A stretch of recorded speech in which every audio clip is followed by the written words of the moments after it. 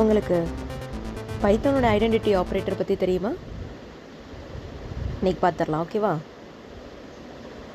Identity operator அப்படின்னா ஜாவாஸ்கிரிப்டில் நேற்று கிளாஸில் பார்த்தோம்.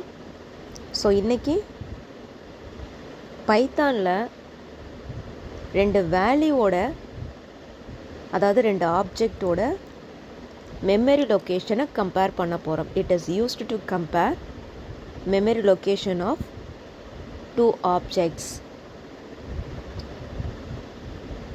ஓகே, ஸோ 2 ஆப்ரேட்டர் தான் இருக்குது. ஒன் எஸ் வந்து பார்த்தீங்கன்னா இஸ்ஸு,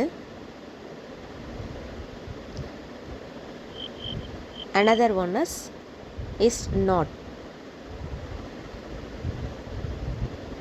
இப்போ இஸ்ஸுக்கும் இஸ் நாட்டுக்கும் டெஃபினிஷன் பார்த்துடலாம். இஸ் அப்படின்னு சொன்னால் it returns true if objects are same.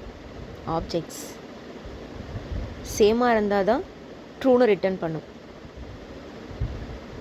Is not அப்படின்னா it returns true if objects are different. 2 ஆப்ஜெக்ட்டும் நமக்கு டிஃப்ரெண்ட்டாக இருந்ததுன்னா ட்ரூன்னு ரிட்டர்ன் பண்ணும். Returns true if objects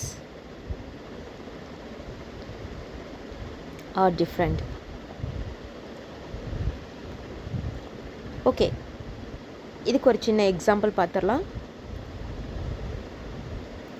எக்ஸாம்பிளில் 2 variable declare பண்ண போகிறோம். a = 10. ரைட் சைடு வேல்யூ தான் லெஃப்ட் சைடு போகும். அப்போ 10 தான் ஏல அசைன் ஆகிருக்கு. அப்போ கீழே பியில் என்ன வேல்யூ அசைன் ஆகிருக்குன்னா ஏவோட வேல்யூ 10 தான் இருக்குது. நான் பிரிண்டிங் ஸ்டேட்மெண்ட் கொடுக்குறேன் பைத்தானில். பிரிண்ட்டு ஏ இஸ் பி அப்படின்னு கொடுக்குறேன். ஏ பியில் தானே இருக்குது.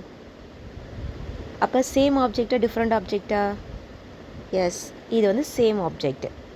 அப்படின்னா ட்ரூவா ஃபால்ஸா? ட்ரூ.